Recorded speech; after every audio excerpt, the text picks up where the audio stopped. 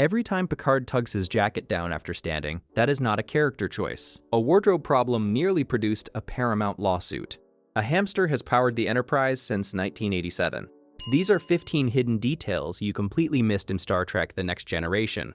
Number 15. Every episode of Star Trek: The Next Generation contains the same quiet moment that millions of viewers read as commanding authority. Captain Picard rises from his chair, pauses, and tugs his jacket downward.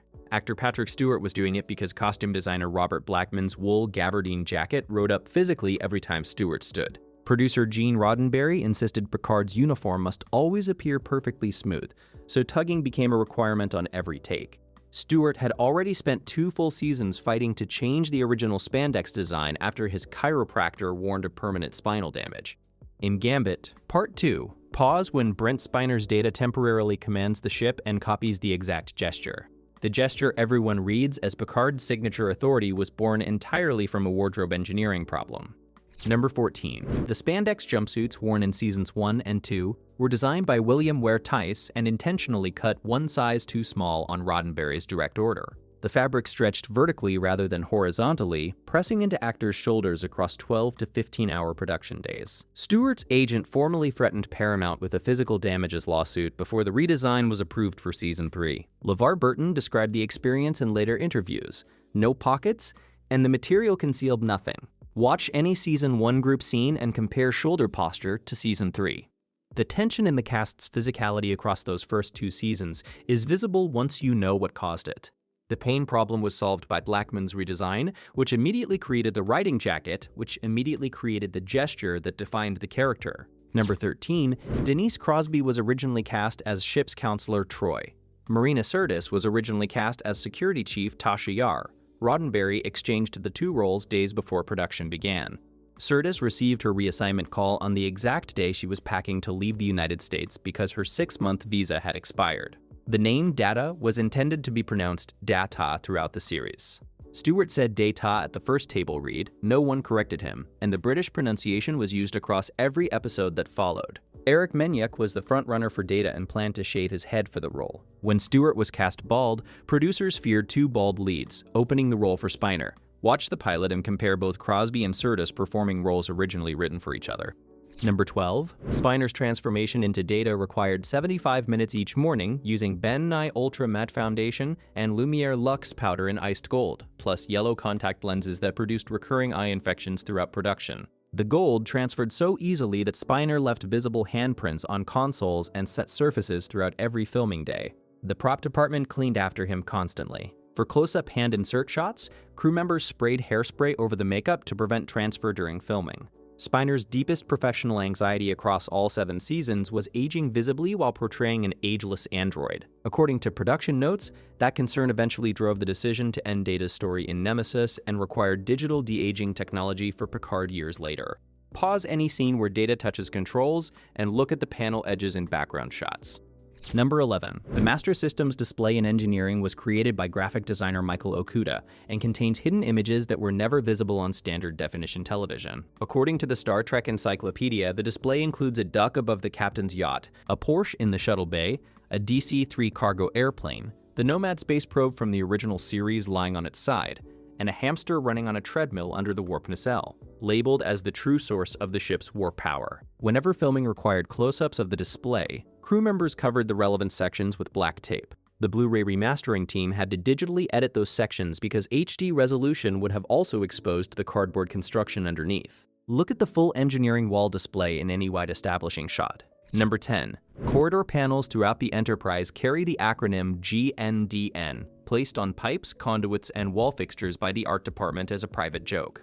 GNDN stands for Goes Nowhere, Does Nothing.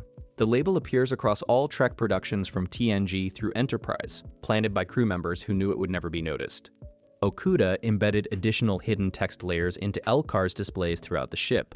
A sickbay biobed readout in one episode measured health insurance remaining. A display in Galaxy's Child carries the note Tonight on HBO, despite the series having established that television no longer existed by the 24th century, a detail confirmed in the Star Trek Encyclopedia and production notes from Paramount. Pause on any corridor wall junction and look at the labels on the pipes running alongside the panels. Number 9. Writer Joe Menyuk began embedding the number 47 into TNG scripts, starting in Season 4. The habit came from a mathematics professor at Pomona College who proposed that 47 held unusual properties. Menyuk placed it into star dates, serial numbers, crew counts, cargo manifests, and background displays. Other writers adopted the practice independently, without coordination, until it became an unplanned series-wide motif no viewer was ever supposed to notice. Watch any technical readout or numbered reference across seasons 4 through 7, and the number appears with a frequency that became a fan discovery game. The motif carried forward into Deep Space Nine and Voyager and continued long after Menyuk left the writing staff. It is present in almost every episode, hiding in plain sight across every screen on the ship. Number 8. VFX supervisor Dan Curry found Mylar cheerleader pom-poms at a local fabric store and used them to generate the Enterprise's shield sparkle, phaser hit points, animated weapon beams, and nebula backgrounds composited onto star fields. The transporter shimmer was created by swirling glitter inside a beaker and filming it against a dark surface. Liquid nitrogen produced the atmospheric distortion effects described in scripts as rifts in the time-space continuum. Gary Hutzel personally built the Borg cube from chicken wire stapled to a wooden framework covered in model kit parts because the production budget could not accommodate a professional model builder. Watch any phaser impact or shield activation sequence carefully. The organic randomness of the sparkle pattern comes directly from physical pom-pom material, and no digital effect of that era could replicate it. Number 7. The standing sets on Stage 9 at Paramount were originally constructed in 1977 for a planned Star Trek television revival called Phase 2 that was canceled before production began. Those sets were modified for the motion picture, rebuilt for TNG, then redressed for Voyager. The wooden superstructure stood continuously from 1978 to 2001, making it the longest-running interior set construction in Hollywood history, finally demolished because the support beams had been rotting for years. According to production documentation and art department interviews, the TOS film bridge was redressed as the Battle Bridge, the USS Stargazer Bridge, the Starbase 173 Courtroom, the USS Hathaway Bridge, and the Enterprise C Bridge across different TNG episodes. Look at wall configurations whenever a new ship's bridge appears on screen. Number 6. Writer D.C. Fontana's original pilot script was a 1-hour story titled Meeting at Farpoint, with a captain named Julian Picard and Wesley's mother named Leslie Crusher. When Paramount demanded a 2-hour premiere, Roddenberry added the entire Q courtroom sequence specifically to fill the extended runtime. That structural addition is the reason the Q plot and the Farpoint mystery feel disconnected. When watched together, actor John Delancey received his Q casting through Roddenberry's lawyer Leonard Maislish, who had watched Delancey performing on Days of Our Lives during a medical recovery and recommended him directly. Delancey missed his first scheduled audition entirely and had no prior knowledge of the Star Trek franchise. Watch the pilot and notice the tonal gap between the Q courtroom and the Farpoint investigation. Number 5. Jonathan Frakes began stepping over the backs of chairs in 10 Forward because the chair backs were low enough to allow it. Frakes later said he expected a director to stop him and assumed the behavior would be cut. No director intervened, the gesture stayed in footage, and it became a defining character trait across all 7 seasons. The Riker lean, his habit of propping one leg up on furniture and consoles, was not a creative decision. It was a method of relieving physical pressure from a back injury Frakes sustained while moving furniture before production began. Actor Will Wheaton later confirmed the back injury origin publicly. Watch the first 10 Forward scene where Frakes steps over a chair. The confidence on screen began as one untested impulse that no one stopped. Number 4. That is strange, but it gets worse. Showrunner Maurice Hurley designed the Borg for a planned 2-part Season 2, story as an insectoid species, a hive-minded swarm with no humanoid features and no individual members. The 1988 Writers Guild strike shortened Season 2 and eliminated the budget needed to realize that design. The Borg were redesigned as cyborg humanoids because that form could be built using the existing makeup department resources.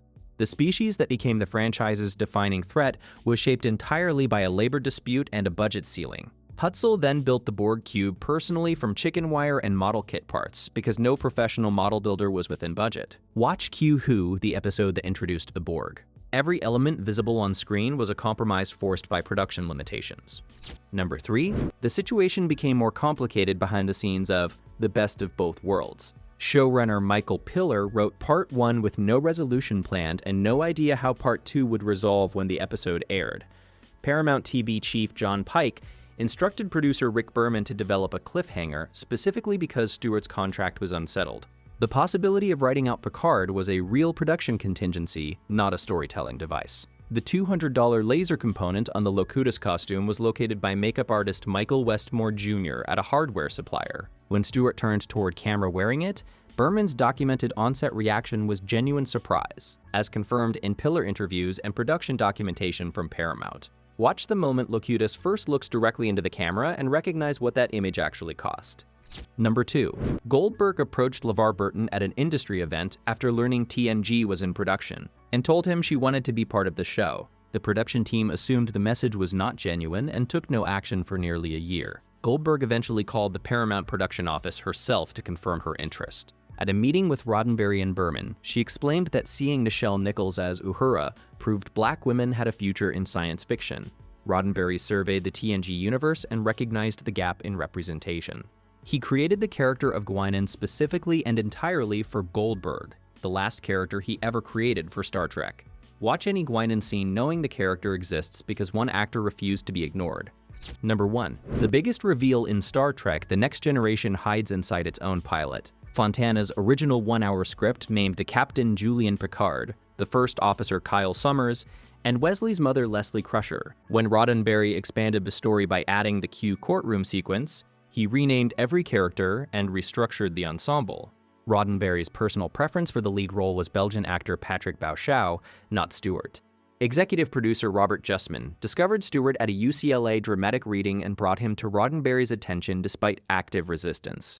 Stewart's agent counseled him to accept the role precisely because it would fail quickly, and Stewart did not unpack his suitcases for 6 weeks after arriving in Los Angeles. Watch the pilot knowing the character, the name, and the actor nearly went in entirely different directions. Star Trek: The Next Generation looked like a confident vision of humanity's future. It was built from wardrobe lawsuits, cheerleader supply stores, and a pilot that nearly starred a completely different captain. The hamster is still running. The pipes still go nowhere. Watch it again. Which hidden detail surprised you most? And what film should we open next?